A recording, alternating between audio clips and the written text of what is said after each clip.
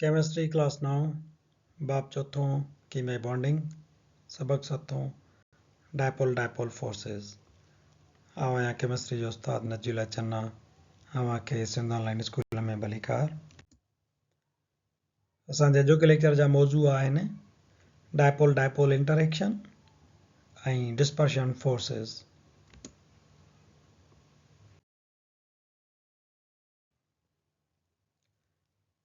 Dipole molecule, di means two and pole means charge. Di जो मतलब आहे ॿ ऐं pole जो मतलब आहे charge. Molecules having two charges or poles are called as dipole molecules.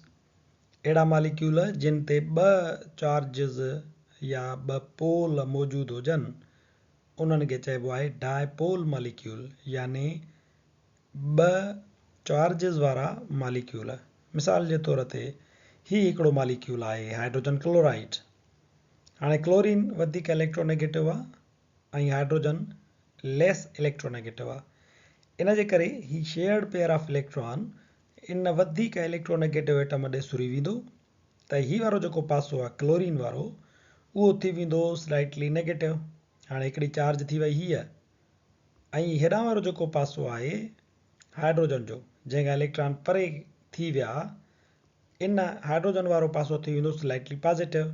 हाणे ॾिसो इन मालिक्यूल ते ॿ चार्जिस थी वियूं हिकिड़ी वाधू ॿी काटू त इनखे चइबो डायपोल मालिक्यूल। अहिड़ो मालिक्यूल जंहिंजा ॿ पोल या जंहिं ते ॿ चार्जिस हुजनि।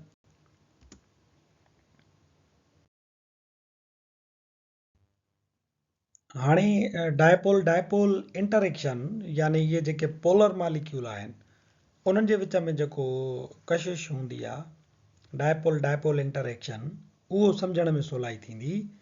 Dipole dipole interactions result when the two dipolar molecules interact with each other. Dipole dipole attractions जेके आहिनि उहे तॾहिं पैदा थींदियूं आहिनि जॾहिं इहे डायपोलर मालिक्यूल हिक ॿिए जे वेझो ईंदा आहिनि। when partially negative portion of one of the polar molecules is attracted to the partially positive portion of the second polar molecule, the electrostatic attraction is created between two molecules. छा थींदो आहे जॾहिं हिकिड़े डायपोल मालिक्यूल जो negative पासो ॿिए dipole molecule जे positive पासे जे वेझो ईंदो आहे त उन्हनि जे विच में हिकिड़ी इलेक्ट्रोस्टैटिक अट्रैक्शन पैदा थींदी आहे ऐं उहे मालिक्यूल हिक ॿिए जे वेझो अची वेंदा आहिनि। हाणे इहे जेके पोलर मालिक्यूल आहिनि उहे ईअं हिक ॿिए खे अट्रैक्ट कंदा आहिनि हिक ॿिए खे उहे छिकींदा आहिनि इन खे असीं चऊं था डायपोल डायपोल इंटरेक्शन।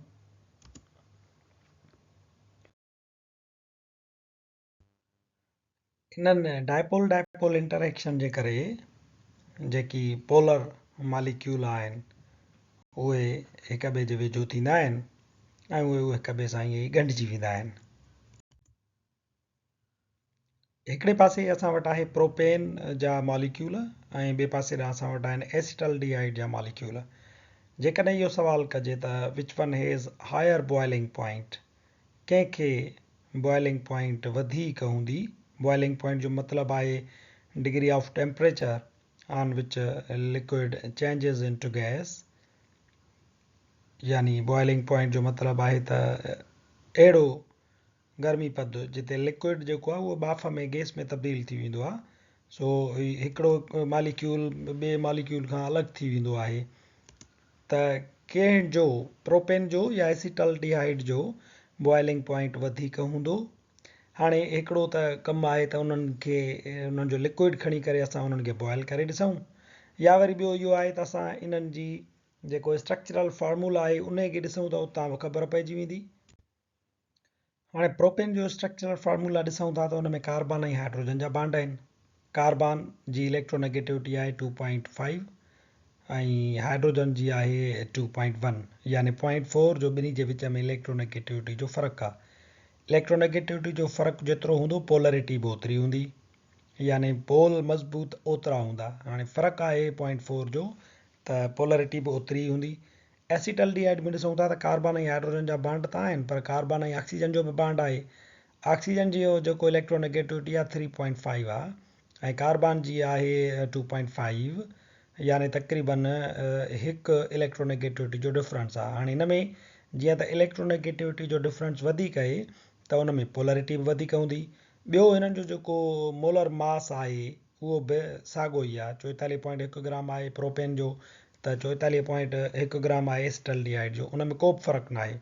पर बॉइलिंग पॉइंट ॾिसूं था त हिन जी आहे -42.1 ऐं एसिटल्डिहाइड जी आहे 20.1 डिग्री सेंटीग्रेड बॉइलिंग पॉइंट। हिन जी वधीक छो आहे? इन जे करे त higher the polarity higher will be the boiling point.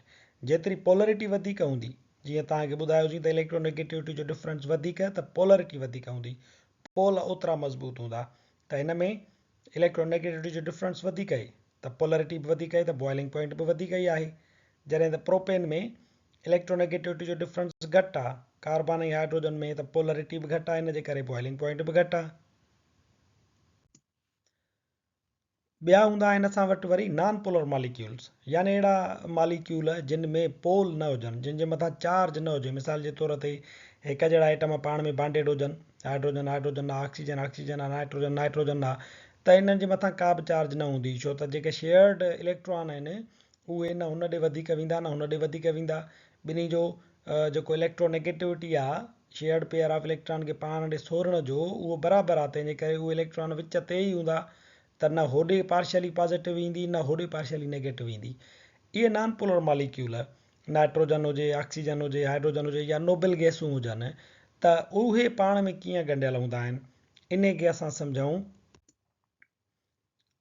इन्हनि जे पुठियां लंडर डिस्पर्शन फोर्सिस जेके आहिनि उहे कार फर्मा हूंदा आहिनि। These forces are weak attractive intermolecular forces between two atoms or two non-polar molecules. ही कमज़ोर अट्रैक्टिव इंटरमॉलिक्यूलर फोर्सिस हूंदा आहिनि जेके ॿिनि एटमनि जे विच में या ॿिनि नॉन पोलर मॉलिक्यूल्स जे विच में पैदा थींदा आहिनि due to temporary dipoles created by electrons motion. इहे कमज़ोर attractive intermolecular forces temporary dipoles जे करे पैदा थींदा आहिनि ऐं वरी टेम्पररी डायपोल्स इलेक्ट्रॉन मोशन जे करे पैदा थींदा आहिनि। फॉर एग्ज़ाम्पल ॾिसो, ही जेकॾहिं नोबल गैस जो एटम आहे, या तव्हां हिनखे सम्झो त ही को नॉन पोलर मॉलिक्यूल आहे, नाइट्रोजन जो N2 जो, या हिनखे नियान जो मॉलिक्यूल सम्झो, त उन्हनि जा इलेक्ट्रॉन जेके हूंदा आहिनि उहे इवनली डिस्ट्रीब्यूटेड हूंदा आहिनि कंहिं बि एटम जे चौधारी। त हाणे हिन ते को बि पोल कोन ठहंदो, न पार्शली पॉज़िटिव न नेगेटिव। पर छा थींदो आहे, जेॾी महिल जो ॿ उहे मॉलिक्यूल हिक ॿिए जे वेझो ईंदा आहिनि, त ही जेको पॉज़िटिव पासो आहे उहो इलेक्ट्रॉननि खे हिकिड़े पासे ॾे छिकींदो आहे। हाणे इलेक्ट्रॉन हिन मॉलिक्यूल जा हिकिड़े पासे ॾे हिन जी कशिश जे करे अची विया, त हीउ जेको पॉज़िटिव पासो आहे उहो ॿिए पासे ॾे हलियो वेंदो। त हाणे टेम्पररी पोल ठही पवंदा। हे वारो जेको पासो आहे पार्शली पॉज़िटिव थी वेंदो, ही वारो पासो पार्शली नेगेटिव, वरी हिन जो ई पासो पार्शली पॉज़िटिव, हिन जो ई पासो पार्शली नेगेटिव। टेम्पररी हिकिड़ा डायपोल ठही पवंदा आहिनि हिननि जे मथां। इहे टेम्पररी डायपोल हाणे पॉज़िटिव ऐं नेगेटिव जो ठही पियो त हिक ॿिए खे अट्रैक्ट कंदा, छिकींदा हिक ॿिए खे, अहिड़े क़िस्म जे ज़ोर खे। इहो जेको टेम्पररी डायपोल आहिनि, जेकी इहा कशिश पैदा थी आहे, उन्हनि फोर्सिस खे चइबो आहे लंडन डिस्पर्शन फोर्सिस। मिसाल जे तौर ते इहे नोबल गैसूं आहिनि, उन्हनि जा इलेक्ट्रॉन हिक ॿिए जे चौधारी फिरंदा आहिनि, पर उहे जेॾी महिल जो ॿ एटम हिक ॿिए जे वेझो ईंदा आहिनि, त इलेक्ट्रॉननि जी इहा जेका मोशन आहे, चुरपुर आहे, उहा हिकिड़नि पासनि खां फिरी ॿिए पासनि ॾे थी वेंदी आहे। त उन्हनि जे मथां टेम्पररी जेके आहिनि पोल उहे पैदा थी पवंदा आहिनि, त पॉज़िटिव नेगेटिव हिक ॿिए खे छिकींदा आहिनि पिया। Noble gases, non-polar molecules are bonded with these weaker forces. Noble गैसूं हुजनि या नॉन पोलर मॉलिक्यूल हुजनि, उहे अहिड़े क़िस्म जे कमज़ोर जेके फोर्स आहिनि, जिन खे वंडरवाल्स फोर्सिस चइजे थो या लंडन डिस्पर्शन फोर्सिस चए थो, उन्हनि जे ज़रिए इहे पाण में ॻंढियल हूंदा आहिनि। इहे इंतिहाई कमज़ोर हूंदा आहिनि। इन्हनि खे जेकॾहिं सिर्फ़ु सनलाइट लॻे तॾहिं बि इहे वरी मॉलिक्यूल हिक ॿिए खां परे थी वेंदा। जॾहिं त हूअं असां ॾिसूं पिया त जेकी डायपोल फोर्सिस जे ज़रिए मॉलिक्यूल ॻंढियल आहिनि, उन्हनि खे असां धार करण जे लाइ बॉइलिंग पॉइंट ॾियूं पिया या हीट ॾियूं पिया, पर ही जेके ज़ोर आहिनि ही इंतिहाई कमज़ोर हूंदा आहिनि। Boiling points of temporary polar compounds, इहे जेके टेम्पररी पोलर कंपाउंड आहिनि, मुरकब आहिनि, उन्हनि जी जेकॾहिं बॉइलिंग पॉइंट ॾिसूं, असां हिते नोबल गैसिस जो मिसाल खयो आहे। मिसाल जे तौर ते हेलियम आहे, उन जो तव्हां ॾिसो त तक़रीबन -275 या 280 जे बराबरि आहे। वरी नियान जी तव्हां ॾिसो बॉइलिंग पॉइंट त तक़रीबन -250 आहे। आर्गान जी तक़रीबन 250 डिग्री सेंटीग्रेड जेको आहे सो आर्गान जी थींदी 200 -200 डिग्री सेंटीग्रेड। ऐं क्रिप्टान जी जेका आहे उहा तक़रीबन -150 आहे। ज़ीनान जी -98 आहे। रेडान जी -50 डिग्री सेंटीग्रेड ताईं इन जी बॉइलिंग पॉइंट हूंदी आहे।